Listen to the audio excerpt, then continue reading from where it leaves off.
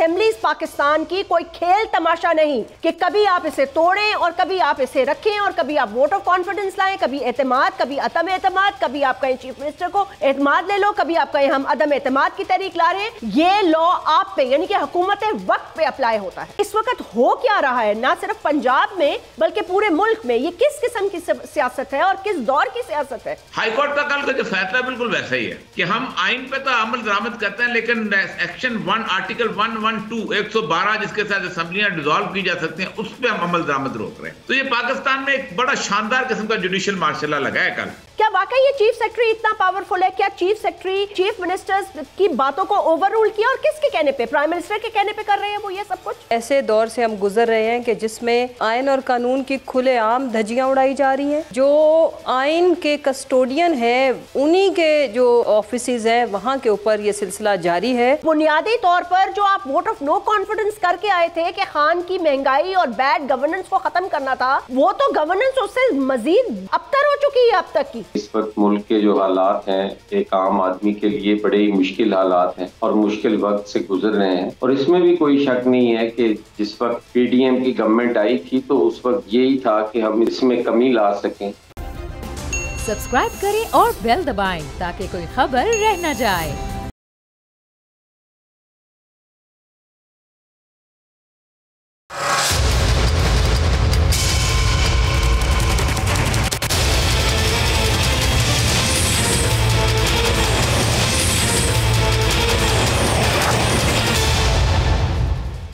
बिस्मिल्लाहिर्रहमानिर्रहीम, अस्सलाम वालेकुम। मैं हूं जास्मीन मंजूर और आप देख रहे हैं प्रोग्राम बस बहुत हो गया। गुफ्तगू का आगाज़ मैं यहीं से करना चाहूँगी कि अभी आपने जो साउंड बाइट सुनी उसमें मैं ख्वाजा साद रफीक साहब की इस बात से बिल्कुल मुत्तफिक हूँ। वाकई ये असेंबलीज पाकिस्तान की कोई खेल तमाशा नहीं कि कभी आप इसे तोड़ें और कभी आप इसे रखें और कभी आप वोट ऑफ कॉन्फिडेंस लाएं, कभी एतमाद, कभी अदम एतमाद, कभी आप कहें चीफ मिनिस्टर को एतमाद ले लो, कभी आप कहें हम अदम एतमाद की तहरीक ला रहे हैं। ये लॉ आप पे यानी कि हुकूमत वक्त पे अप्लाई होता है। आप लोगों ने बड़े बड़े शोशे छोड़े और बड़े बड़े दावे किए। आपने कहा अगर तोड़ते हैं तो असेंबलीज तोड़ दें, हमें क्या फर्क पड़ता है, हमारी पूरी तैयारी है। हम खान साहब को चैलेंज करते हैं कि केपी और पंजाब की असेंबली तोड़ दें, हम इंतखाबात करा लेंगे। कभी आपने कहा हम जनरल इंतखाबात करा लेंगे, उसके बाद आपने कहा हम बाय इलेक्शंस करा लेंगे, फिर आपने कहा पंजाब के पूरे सूबे में इलेक्शंस हो जाएंगे। सो आपके पास तो कोई डायरेक्शन ही नहीं है कि कब किस वक्त क्या करना है। सवाल ये पैदा होता है कि वजीर आजम और उनके साथ तमाम के तमाम जो लोग हैं जो कि ऑब्वियसली पाकिस्तान की अहम और इंपॉर्टेंट पोजीशंस में हैं, उनका इस वक्त आप उनकी प्रायोरिटीज चेक करें कि पाकिस्तान की जो अवाम है वो इस वक्त सबसे ज़्यादा एक बहुत बड़े प्रॉब्लम से गुजर रही है, और वो क्या है कि गैस। यूँ तो हम सदियों से एक तसलसल से प्रॉब्लम से ही गुजरे चले जा रहे हैं, लेकिन गैस ऐसी नायाब चीज़ हो गई है कि सर्दियों के आते ही लोगों के चूल्हे ठंडे हो गए हैं, लोगों की जान अजाब हो गई है, लोगों को गैस मिल नहीं रही। लेकिन इनकी प्रायोरिटीज़ ये हैं कि तोड़ करो, जोड़ करो, ये करो, वो करो। फिर कहते हैं कि हम तो रिलीफ देने आए हैं। मईशत में रिलीफ आप नहीं दे सकते, डॉलर मुल्क से नायाब है, लोग होल्ड करके बैठे हुए हैं, अपनी मर्जी से अपनी कीमतों पे बेच रहे हैं। और फिर छोड़ें, अद्वियात महंगी हो चुकी हैं, अद्वियात मौजूद नहीं है, उसके साथ साथ गैस भी नहीं है, और जब गर्मियां होती हैं तो बिजली नहीं होती। तो मतलब है किस बात की रिलीफ की आप बात कर रहे हैं? बात सारी ये है कि आपने पहले कहा वजीर आजम के खिलाफ, चीफ मिनिस्टर पंजाब के खिलाफ हम ऐसा करेंगे वैसा करेंगे, लेकिन मुझे ऐसे लगता है कि खान साहब को भी इनको ये 6 दिन बिल्कुल नहीं देने चाहिए थे। काश उस दिन वो अपनी उस स्पीच में ये कहते, जब उनके दाएं बाएं दोनों चीफ मिनिस्टर्स बैठे थे, कि आज से नहीं, हम कल से, सुबह से, अभी से तहलील करते हैं, क्योंकि समरीज तो साइन हो चुकी थी। लेकिन बहरहाल अब सारी की सारी सियासत तोड़ और जोड़ पे हो रही है। ये कहते हैं कि जी आज की सबसे बड़ी खबर यह है कि इन्होंने कहा कि हम अदम एतमाद लेके आते हैं, फिर इन्होंने कहा चीफ मिनिस्टर को जी आप एतमाद का वोट लें। अरे भाई कोई मजाक बना लिया आपने, असेंबलीज खेल तमाशे के लिए आपने बनाई हुई है। बहरहाल लाहौर हाई कोर्ट ने फैसला कलअदम करा दिया। उन्होंने कहा कि जी असेंबलीज तोड़ने की कोई ज़रूरत नहीं है, कोई अदम एतमाद के लिए हम एतमाद के वोट के लिए हम चीफ मिनिस्टर को पाबंद नहीं करते। और उसके साथ साथ उन्होंने ये भी कहा कि जी 11 जनवरी के बाद समाअत दोबारा होगी, और चीफ मिनिस्टर ने, परवेज़ इलाही साहब ने लाहौर हाई कोर्ट को ये अश्योरिटी दी कि तब तक वो असेंबलीज डिसॉल्व नहीं करेंगे। बट बहरहाल असेंबलीज नहीं हो गई, खेल तमाशा ही हो गया है और ये खेल तमाशा कब तक चलता रहेगा यही अल्लाह ही बेहतर जानता है। खान साहब तो कह रहे हैं कि वो समझते हैं कि अप्रैल या मार्च में जनरल इलेक्शंस होंगे, लेकिन बजट से पहले जनरल इलेक्शंस होना मुझे तो मुमकिन नहीं लगता। मुसर्रत जमशेद चीमा साहिबा, spokesperson to chief minister government, Syed Hassan Murtaza general secretary हैं पाकिस्तान पीपल्स पार्टी के, सेंट्रल पंजाब और पार्लिमानी लीडर भी हैं, और ये मकबूल जान साहब सीनियर कॉलम निगार हैं पाकिस्तान के और तज्ज़िया निगार भी हैं। बहुत बहुत शुक्रिया, अस्सलाम वालेकुम एंड वेलकम। इससे पहले कि मैं सियासी पॉइंट ऑफ व्यू लूँ, क्योंकि जाहिर सी बात है सियासत इस वक्त उरूज पर है, और या मकबूल जान साहब अगर मैं ये आपको कहूँ कि इन अ नटशेल ओपनिंग में ज़रा तज्ज़िया कर दीजिए कि इस वक्त हो क्या रहा है, ना सिर्फ पंजाब में बल्कि पूरे मुल्क में। ये किस किस्म की सियासत है और किस दौर की सियासत है? देखें, आज से तकरीबन कोई 50 साल पहले ज़ियाउल हक ने जब तकरीर की थी ना, तो उसने कहा था कि मैं आइन को मुअत्तल नहीं कर रहा हूँ, आइन को मुअत्तल कर रहा हूँ, कुछ हिस्से जो हैं उन पे अमल दरामद रोक रहा हूँ, कुछ उसके सेक्शन आर्टिकल्स पे मैं उसको ख़त्म नहीं कर रहा हूँ। हाईकोर्ट का कल का जो फैसला बिल्कुल वैसा ही है कि हम आइन पे तो अमल दरामद करते हैं, लेकिन सेक्शन 1 आर्टिकल 112 112 जिसके साथ असम्बलियाँ डिजॉल्व की जा सकती हैं, उस पर हम अमल दरामद रोक रहे हैं। तो ये पाकिस्तान में एक बड़ा शानदार किस्म का जुडिशियल मार्शल लगा है। कल आपको फैसला करना चाहिए था कि गवर्नर का ऑर्डर ठीक है या गवर्नर ऑर्डर गलत है। पहली बात तो यह है कि गवर्नर का ऑर्डर बुनियादी तौर पर एक रीजनेबल टाइम के, असल क्वेश्चन यही था कि रीजनेबल टाइम के हिसाब से नहीं दिया गया, और जिसने उसकी खिलाफ वर्जी की थी उसको तो कुछ नहीं किया गया और चीफ मिनिस्टर को उन्होंने रीनोटिफाई कर दिया। फिर मैं चूंकि ब्यूरोक्रेट रहा हूं और मैं चूंकि 32 साल इन लोगों से गुजारे हैं, और ये जो चीफ सेक्रेटरी साहब हैं, ये हमारे बरखुरदारों में से हैं। आप मुझे बताइए, क्या चीफ सेक्रेटरी जो है वो गवर्नर का मातहत होता है? सर्विंग चीफ मिनिस्टर का वो मातहत होता है जी, जो मौजूदा चीफ मिनिस्टर का मातहत होता है। कोई भी नोटिफिकेशन चीफ सेक्रेटरी अपने ऑन नहीं कर सकता। एक बात तो तय है, इसका मतलब यह है कि चीफ सेक्रेटरी और गवर्नर को तो कभी सोचा है? इवन गवर्नर के जो प्रिंसिपल सेक्रेटरी का नोटिफिकेशन है वो भी चीफ सेक्रेटरी जो है वो वजीर आला से समरी से अप्रूवल लेके करता है। बिल्कुल। तो चीफ सेक्रेटरी को किसने कहा? क्या वो गवर्नर से डर के उसने किया है? क्या चीफ सेक्रेटरी हमारे गवर्नर से डरा करते हैं ब्यूरोक्रेट गलत काम करने या सही काम करने के लिए? क्या वो गवर्नर के अहकामात लेते हैं? बाकी 4 प्रोविंसेस हैं, आप चीफ सेक्रेटरी से कहो गवर्नर से अहकामात लेके दिखाएं। कभी नहीं लेंगे। आप सिंध में कहो लेके दिखाएं, सवाल ही नहीं पैदा होता। में कहो लेके दिखाएं, नहीं लेंगे। आप कहती है अच्छा, फिर जब चीफ मिनिस्टर मौजूद है ऑफिस के अंदर, क्योंकि जाहिर बात है आपने कंटिन्यू करवाया और डे टू डे बिजनेस में वो काम करता है, तो डे टू डे बिजनेस में ये डे टू डे बिजनेस आता था। इसका मतलब ये है कि आप पाकिस्तान के अंदर कुछ लोग खिलवाड़ कर रहे हैं। और एक बात मैं बताऊं, मैंने कल भी ट्वीट किया था कि देखें, मसला सारा ये है कि सियासतदानों को रेत की बोरियों के तौर पे इस्तेमाल किया जाता है। अब रेत की बोरियों में इतने छेद हो चुके हैं कि पीछे से लोग नजर आ रहे हैं लोगों को, और आवाम को पता चल रहा है कैसे है। ठीक, असल मसला ये है कि आप एक बहरान पैदा कर रहे हैं। सियासत का बुनियादी काम ये होता है सियासतदान का कि अगर वो जरा भी कंफ्यूजन का शिकार हो, कहता है मैं पब्लिक में जाता हूं। जी बिल्कुल। Let the public decide. मुझे ये समझ नहीं आती कि कौन क्यों नहीं जाया जा रहा और कैसे नहीं जाया जा रहा और डिले के। और एक और कमाल की बात की है कि यानी इंटरम ऑर्डर किया। आज वो कह रहे थे जब हम सुप्रीम कोर्ट में जाएंगे, पहले तो उन्होंने कहा सुप्रीम कोर्ट में जाएंगे, फिर जब कानूनी नुक्ते में पता चला कि इंटरम ऑर्डर पर अपील की नहीं जा सकती, नहीं की जा सकती, नहीं की जा, फुल ऑर्डर पे की जाती है, तो इंटरम ऑर्डर। फिर कहा नहीं, सुप्रीम कोर्ट सू मोटो ले ले। ओ भाई, सुप्रीम कोर्ट सू मोटो कैसे लेगी जबकि केस पेंडिंग कैसे ले और क्यों ले? सवाल ये पैदा होता है कि क्यों ले? अगर अदालतों ने, देखे ना, अगर अदालतों ने ही तमाम मामला संभालने हैं तो इन इतनी बड़ी असेंबलीज का, इन मेरिट्स का, इन गाड़ियों का, इन सैलरीज का, इन पैसों का, इन रोब दबे का, ये तमाशा ही लगा हुआ है ना। इन प्रोटोकॉलों का क्या फायदा भाई? अपने अपने घर जाओ, फिर सारी जुडिशरी चलाएगी, वही मुल्क चलाएं और बाकी सारे इदारे मिलकर चला लेंगे, सब घर जाए। दूसरा, आप जो कह रहे थे ना कि सियासतदानों की बोरियों में इतने छेद हो गए हैं कि लोग नजर आ रहे हैं। कुछ पॉलिटिकल पार्टीज ऐसे भी हैं जिन्होंने अपने मुंह से ये कहा है कि जी हमें कॉल नहीं आती और हमें कॉल आती है। मैं तो ये हैरान हूं कि कोर्ट से उन पर पाबंदी क्यों नहीं आयद की। मुसर्रत चीमा साहब, गुफ्तगू आपकी तरफ लेके आती हूँ। मुझे ये बताइएगा, क्या वाकई ये चीफ सेक्रेटरी इतना पावरफुल है? क्या चीफ सेक्रेटरी ने चीफ मिनिस्टर्स की बातों को ओवर रूल किया? और किसके कहने पे? प्राइम मिनिस्टर के कहने पे कर रहे हैं वो ये सब कुछ? बिस्मिल्लाहिर्रहमानिर्रहीम, बहुत शुक्रिया। बड़ी मुश्किल दौर से और बड़े ही ऐसे दौर से हम गुज़र रहे हैं कि जिसमें आइन और कानून की खुलेआम धज्जियाँ उड़ाई जा रही हैं और जो आइन के कस्टोडियन हैं उन्हीं के जो ऑफिसेज़ हैं वहाँ के ऊपर ये सिलसिला जारी है और कोई शर्मिंदगी, कोई किसी किस्म की मलामत नाम को नहीं है, क्योंकि इस मुल्क में रवायत डाल दी गई है कि आइन और कानून की पासदारी आम आदमी का काम है। वो जैस्मिन आप हों, वो आपके कैमरामैन हों, ये जो गरीब गुरबा है, इनको सज़ा भी इनके लिए, आइन और कानून भी उनके लिए है, चाहे वो छोटा जुर्म हो या बड़ा। सही बात है। लेकिन आइन शिकनी के ऊपर और इस मुल्क में उल्टी गंगा बह रही है। पाकिस्तान के अंदर जो सिचुएशन बनाने की कोशिश की जा रही है, अब पंजाब भी उसकी जद में है। पहले भी इन्होंने पंजाब के अंदर शब खून मारा, हमारे मैंडेट के ऊपर इन्होंने लोटा क्रेसी की फैक्ट्री ऑन करके जिस तरह से पाकिस्तान के सबसे बड़े सूबे के ऊपर कब्ज़ा किया, अभी वो सिलसिला फिर जारी व सारी है।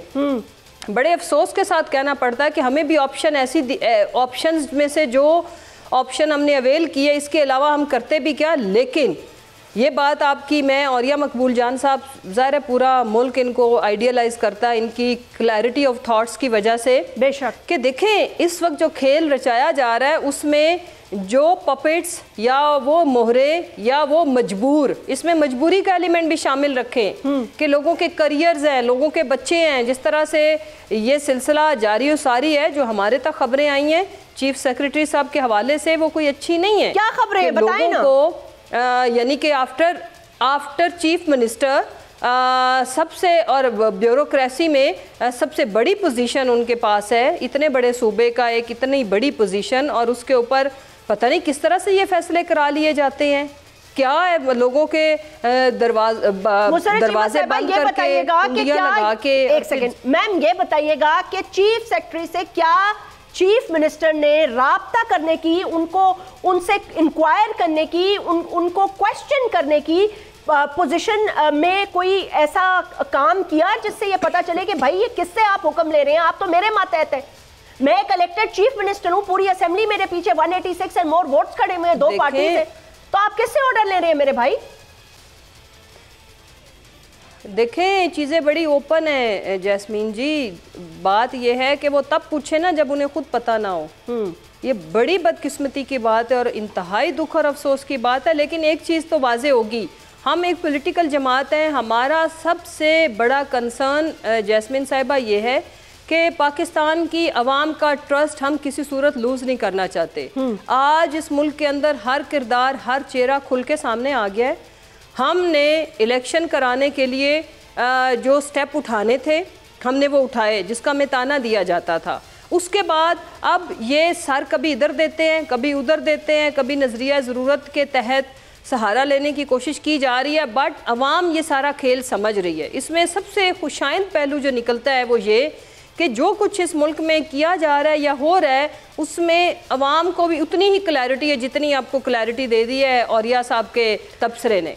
हसन मुर्तजा साहब की तरफ जाऊंगी, मैं आपकी तरफ वापस आती हूं। पाकिस्तान तरीके इंसाफ के की हद तक जी, सुने, मैं आखिरी एक बात कर लूं जी कि हमने कहा था हम असेंबलियां डिसॉल्व करेंगे 23 को, हमारी तरफ से वो हो गई हैं। ठीक है। अब ये जिस तरह से रखने डाले जा रहे हैं, जिस तरह से रुकावटें डाली जा रही हैं, अल्हम्दुलिल्लाह अवाम इससे आगाह है, अवाम को पता है। नहीं, लेकिन अवाम की प्रायोरिटीज कुछ और है ना मुसरत साहिबा, जिसके घर में चूल्हा ना जल रहा हो वो 902 देगी जिस दिन भी इलेक्शन हुआ, वो तो ठीक है, लेकिन अवाम की प्रायोरिटीज कुछ और है ना भाई। जिसके घर में चूल्हा ना जल रहा हो, जिसके बच्चे दूध के लिए बिलक रहे हो, जो लोग सर्दी में मर रहे हो, जिनके हीटर ना ऑन हो रहे हो, पहली बात तो वो पता नहीं हीटर अफोर्ड भी कर सकते हैं, जिनके लिए गैस जैसी चीज नायाब हो, वो पंजाब असेंबली टूटे या जुड़े, उनको क्या मतलब है? उनको इन खबरों से क्या है?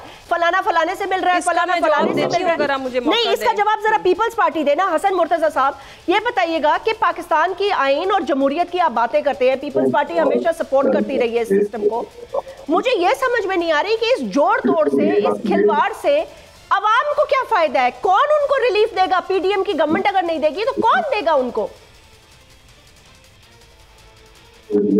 ये हसन साहब को मेरी आवाज आ रही है? नहीं कि मुझे, हमें नहीं आ रही उनकी। जी हसन साहब,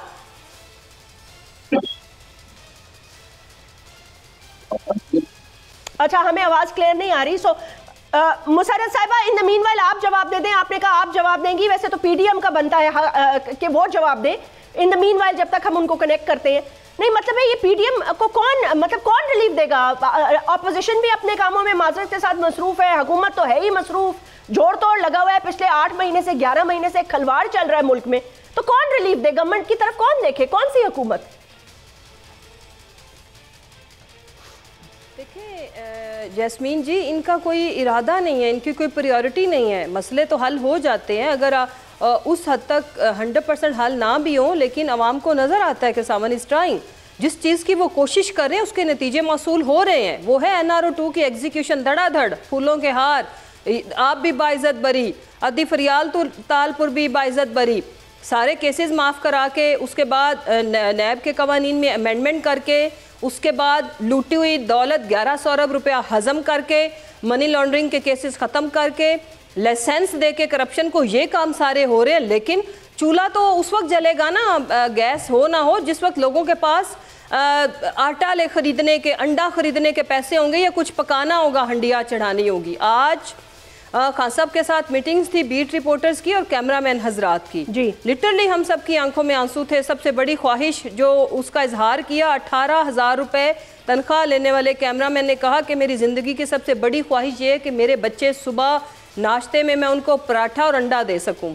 हम नहीं दे पाते। आपके मुल्क के अंदर वर्किंग क्लास का ये आलम है। आपके मुल्क में मिडिल क्लास ख़त्म हो गई है, या एक्सट्रीम एलीट क्लास है, या खत्ते गुर्बत से नीचे वाले एक्सट्रीम पुअर क्लास है। इनफैक्ट किसी भी माशरे के का हुस्न, किसी भी माशरे को बैलेंस करने के लिए मिडिल क्लास, सफेद पोश तबका ही आपको मेरी आवाज आ रही है? बट पाकिस्तान, आप उनको फोन पे ले लेना। और या मकबूल जान साहब, ये पीडीएम की गवर्नमेंट अगर यही इनके ये एक्सपेरिमेंटल बेसिस पे ये इसी तरह सूबों में और इधर उधर हुकूमत अपनी चलाते रहे, तो मतलब ये किस मुंह से इलेक्शंस में जाएंगे और कब जाएंगे? तो जा ही नहीं सकते। मुझे नहीं लगता कि इलेक्शंस में जाने का इनका कोई प्रोग्राम है। मैं सुन रही थी खान साहब ने कहा कि उनको, वो कह रहे थे मेरी पेशेंट गोई है, लेकिन मुझे नहीं लगता कि ये अगले साल में भी जाने की कोशिश करेंगे। इनका तो मेजॉरिटी पर्पस होगा कि मजीद डिले करो। देखिए, पीडीएम की हुकूमत, अगर आप ये समझते हैं कि बजाते खुद एक खुदरो पौधे की तरह एक 13 पार्टियां इकट्ठी हो गई थी और एक इत्तेहाद बन गया था, तो शायद जैस्मीन आप मानती हों और हसन मुर्तज़ा साहब मानते हों, मुसर्रत चमचीमा साहब मानते हों, 4 बंदे मानते हों, लेकिन आप कैमरा लेके ना गवादर चले जाएं, पसनी चले जाएं, कोहाट चले जाएं, पुनवाकर चले जाएं, आप पाकिस्तान के किसी भी जगह चले जाएं, तो कहेंगे कि ये पार्टियां खुद बैठी थी। लोग कहेंगे नहीं, आगे से आपको आपकी हंसी उड़ाएंगे, उन्होंने क्या बातें कर रहे हो भाई, ये खुद कैसे बैठी थी? ठीक है, फिर उनसे पूछें कि आप इनको फिर किसने बिठाया, तो हंसेंगे फिर आपसे और कहेंगे कि आपको नहीं पता किसने बिठाया। फिर आप तो शायद नाम ना ले लें, वो खुल के नाम लेंगे कि इनको उन्होंने बिठाया। इसका मतलब यह है कि उनको एक कुछ इंश्योरेंस थी। अब तो लोगों ने खुद ही, सियासतदानों ने खुद बताना शुरू हो गए थे कि हमें तो इंश्योरेंस दी गई थी कि फला जगह फला आदमी जो है वो आर्मी चीफ नहीं होगा, इसलिए हम आ रहे हैं, वरना हम तो आ रहे, हमारे लिए मसला बन गया था, वो आ जाता तो मसला हो जाता। ये सारे के सारों को जिन लोगों ने बिठाया है वही इनको कंटिन्यू कर रहे हैं। तुम्ही ने दर्द दिया था, तुम ही दवा दोगे। अब मसला पता है क्या है? मसला ये है कि एस्टैब्लिशमेंट की जो सूरत हाल ये है कि एस्टैब्लिशमेंट जो है उनके ख्वाब में भी कभी नहीं था कि उनकी प्लानिंग फेल हो जाएगी। उनकी प्लानिंग बुनियादी तौर पे, मैंने वो 15-16 एजेंसीज की रिपोर्टें दी हैं इमरान खान साहब के से पहले, जिसमें उन्होंने ये कहा था कि इमरान खान की अगर हुकूमत उतारी गई तो हाउस ऑफ कार्ड्स, यानी ताश के पत्तों की तरह पीटीआई बिखर जाएगी और इमरान खान लोग जो हैं वो सड़कों के ऊपर जैसे कहते हैं टमाटर मारेंगे। लेकिन उनको अटर सरप्राइज, उनकी हैरत की इंतहा न रही जब 10 अप्रैल को इमरान खान बिकेम पॉपुलर और वो उसको तो वो एक हैरान कुन सूरत हाल हो गई। दूसरी उनकी शिकस्त जो है उस वक्त आई कि जब उन्होंने तमाम ऑर्ड्स जमा कर लिए, हमजा शहबाज को चीफ मिनिस्टर बनवा दिया, वो बन गया, चलो अपने वोटों से बना वो मौजूद था। चीफ इलेक्शन कमिश्नर अपनी मर्जी का था, उनका था, जाहिर बात है, वो मेरा तो खैर वो बरखुरदारों में से हैं, तो वो सिकंदर सुल्तान वो था। उसके बाद एस्टैब्लिशमेंट थी, तो 17 सीटों पे इलेक्शन हुए, इमरान खान जीत गया। वो उनको फिर एक पेचोताप खाते रहे। फिर उसके बाद हुआ ये कि 7 सीटों पे उन्होंने बकायदा नाहल करवाया, बहुत कुछ हुआ, हर चीज, लेकिन उसके बाद वो 7 सीटों पे जीत गया। लोगों को यकीन था कि इमरान खान असेंबली में नहीं जाएगा, फिर भी उन्होंने उसको 7 सीटों पे जितवा दिया। तो अब वो एक जख्मी सूरत हाल है, एक पेचोताब है। वो कहते करें क्या, रास्ता क्या है, जान से मारने का रास्ता था। टेक्निकल नॉकआउट एक ऑप्शन हो सकता है, और अगर वो हुआ तो फिर क्या हो सकता है। छोटा सा वक्फा ले लेते हैं और ये मकबूल जान साहब इसी पर गुफ्तगू करेंगे।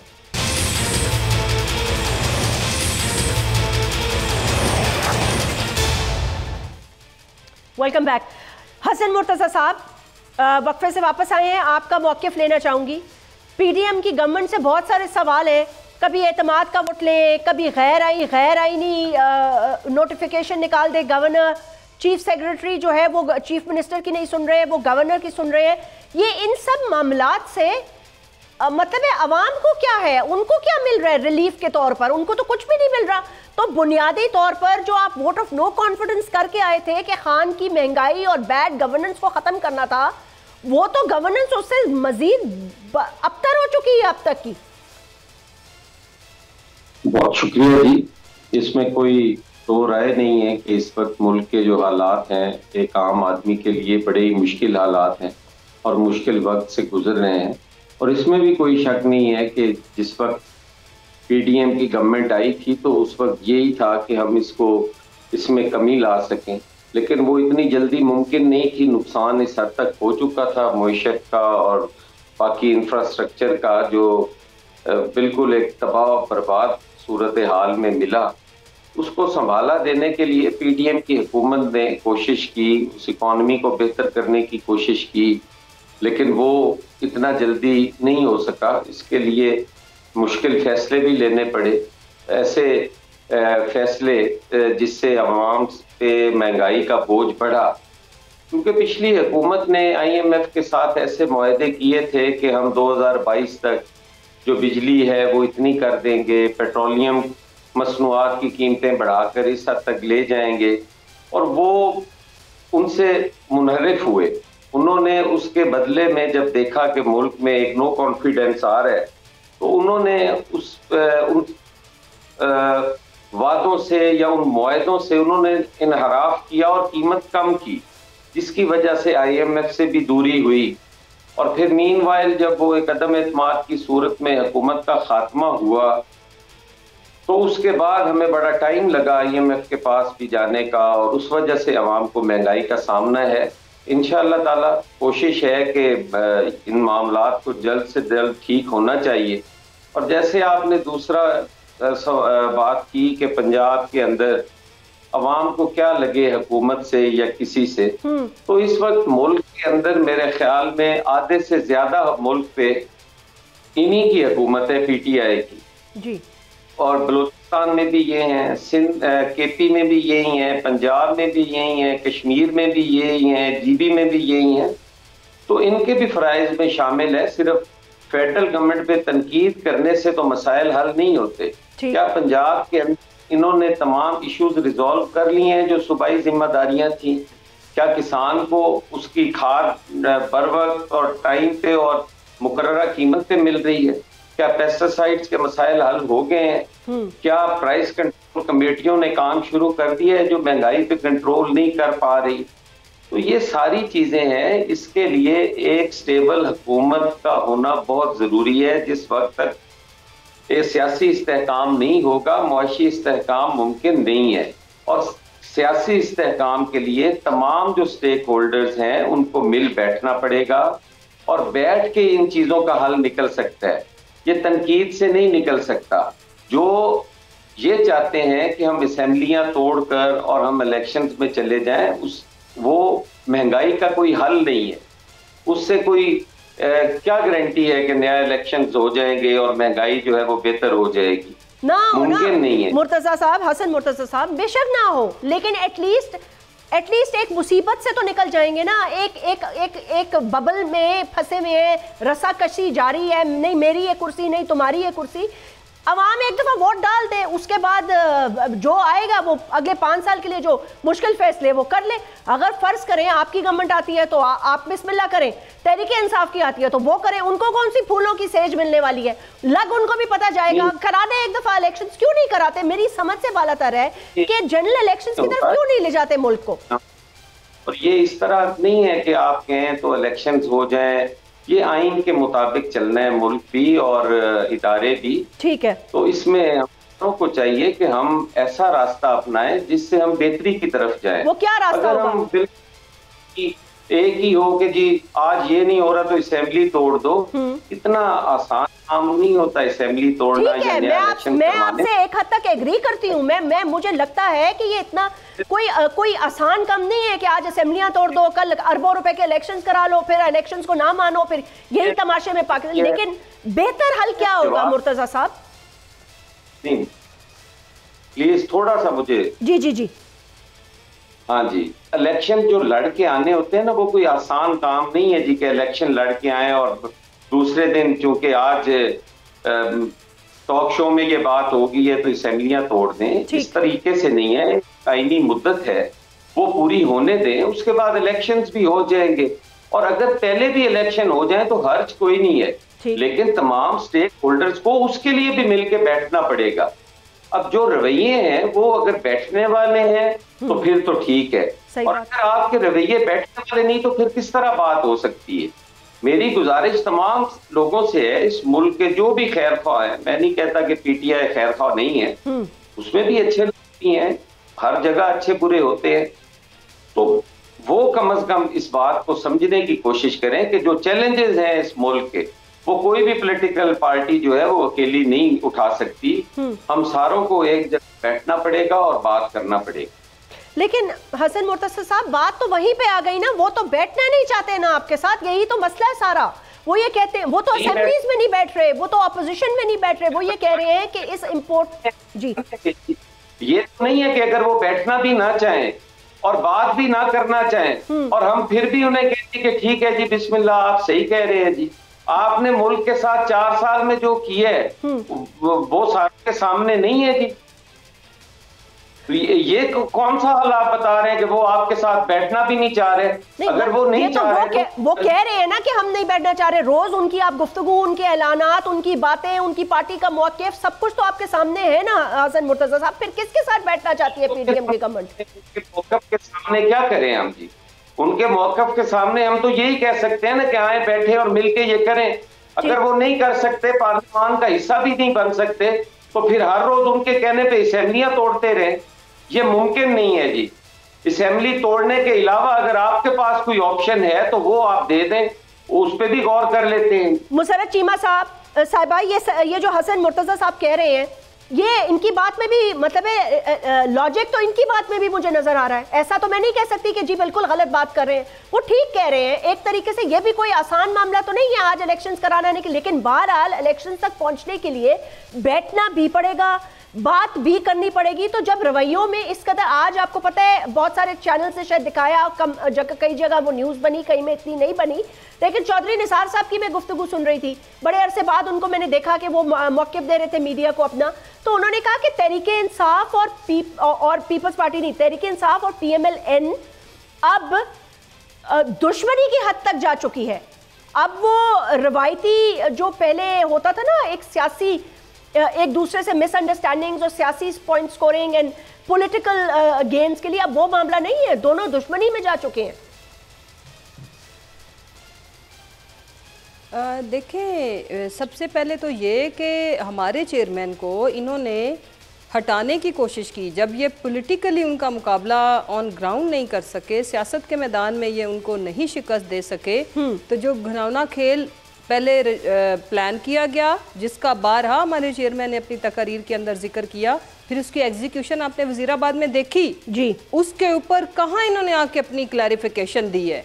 PTV के ऊपर जिस तरह से एक पाकिस्तान के सबसे बड़े सियासी लीडर के ऊपर कातलाना हमला करने वाले का जो प्रचार किया गया और उसमें हमारा मौक़िफ़ भी नहीं लिया गया, यानी कि जिसने जो उस रट्टू तोते ने जो स्क्रिप्ट उसको पढ़ाया गया था, वो जिन चंद सहाफ़ियों ने नेशनल चैनल के ऊपर वो चलाने की तुक क्या बनती थी, आप मुझे बताएं। सही बात है। फिर जब पहली उनकी स्टेटमेंट आई, हमारे सीएम साहब ने पूरे पुलिस स्टेशन को मुअत्तल कर दिया, और उसके बाद दूसरी स्टेटमेंट कैसे आ गई बताए ना, ये इसका आके हमें जवाब दें। देखें, दुश्मनी में इन्होंने बदला है, हमारा इनसे जाती इशू नहीं था। हम तो पाकिस्तान के, इन्होंने खान साहब की जाती दौलत तो नहीं लूटी, पाकिस्तान तरीके इंसाफ के जितने भी अरकान हैं उनकी दौलत तो नहीं लूटी। सही बात। अगर डाका पड़ा है तो वो पाकिस्तान की 22 करोड़ आवाम के वसाइल के ऊपर डाका पड़ा है।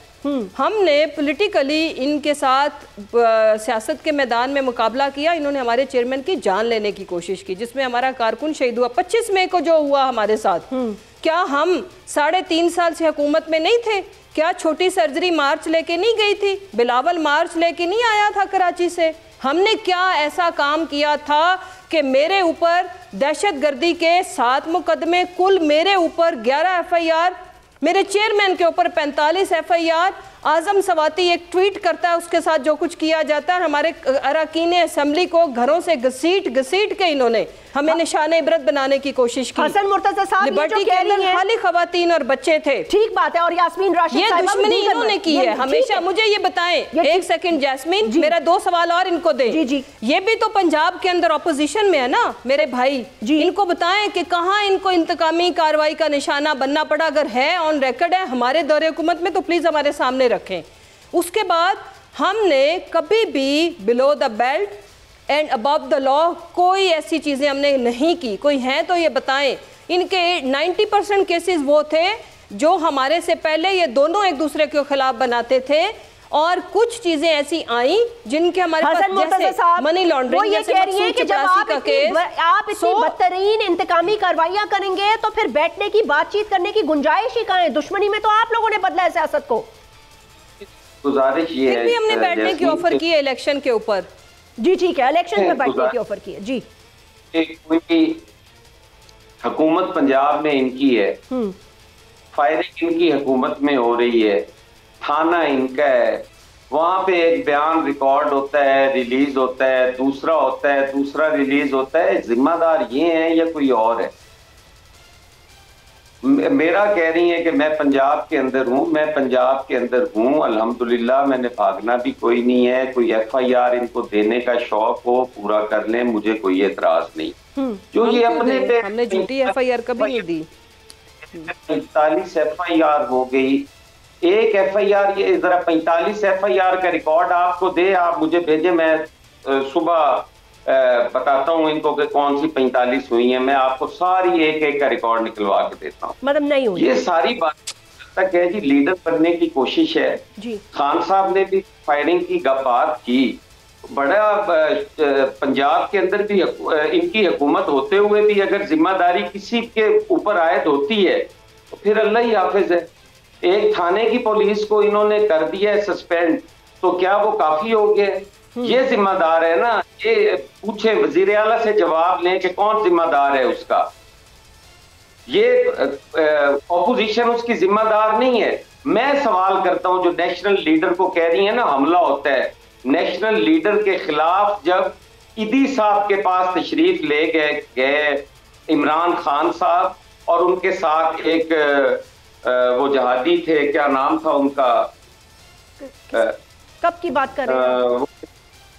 कोई शायद मुझे नाम उनका नहीं याद, गुल समथिंग था कोई, वो गए उसके पास और उसको कहा कि हम आपको सदर बनाते हैं और इमरान खान साहब साथ वजीर आजम होंगे, जिस पर ईदी ने माजरत की। ईदी को शदीद किस्म की धमकियां दी कि मैं, अगर तुम ये बीबी के खिलाफ नहीं करोगे तो हम तुम्हें निशाने इबरत बना देंगे, जिसमें ईदी साहब बेचारे मुल्क छोड़ के चले गए। आज बड़े औरिया मकबूल जान साहब, ठीक है औरिया मकबूल जान साहब, क्योंकि हमारे पास लास्ट 30 सेकंड्स है, 40 सेकंड्स है, मैं चाहूंगी कि आप रैप अप कर दें।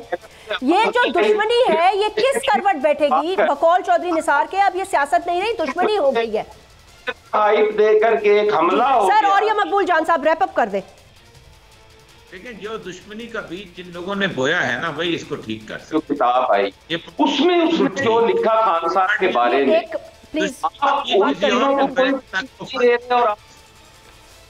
जी जी औरिया साहब बोले। मैं कह रहा हूँ कि दुश्मनी जो है ना, ये दोनों पार्टियां जो है सारे के सारे MNA MPs एक दूसरे के साथ फिर ठीक हो सकते हैं। दुश्मनी का बीज बोने वाले कोई और लोग हैं, जिस दिन वो चाहेंगे उस दिन ठीक हो जाएगा। वो दुश्मनी लड़ाने वाले कुछ और है, ताकि उनका रास्ता साफ हो यहाँ से और वो क्लियर होके किसी न किसी तरह मुल्क के इंतजार में वो एक दिन वो आ जाए। और ये मकबूल जान साहब, ये इनको भी तो बहुत समझाया है ना कि बैठ जाए मईशत की खातिर, इसकी खातिर, उसकी खातिर, लेकिन बैठने पे कोई राजी नहीं है, एक दूसरे के साथ हाथ मिलाने पे कोई राजी नहीं है, चाहे वो पाकिस्तान की खातिर ही क्यों ना हो। अब मुझे बताएं, दुनिया के किस मुल्क में आपस में बैठते होते हैं, इलेक्शन में जाते हैं? ठीक है, कभी ऐसा हुआ जो बाइडेन और ट्रंप को आके बिठाया गया हो? एक मिनट सुन लें, कभी ऐसा हुआ कि जो बाइडेन और ट्रंप को आके बिठाया गया हो? कभी ऐसा नरेंद्र मंजूर कांग्रेस आके बैठी हो? सही बात है, मतलब इलेक्शन में जाए खत्म करें, इलेक्शन में जाए खत्म करें। मुसरत चीमा साहब बहुत का, हसन मुर्तज़ा साहब आपका भी बहुत शुक्रिया, और ये मकबूल जान साहब बहुत शुक्रिया हमें ज्वाइन करने का। नाज़रीन, अपना मौक़िफ़ हमें आप ट्विटर पर दे सकते हैं। अपना बहुत बहुत ख्याल रखिएगा, आपसे मुलाकात होगी कल इंशाअल्लाह ताला। अल्लाह हाफ़िज़।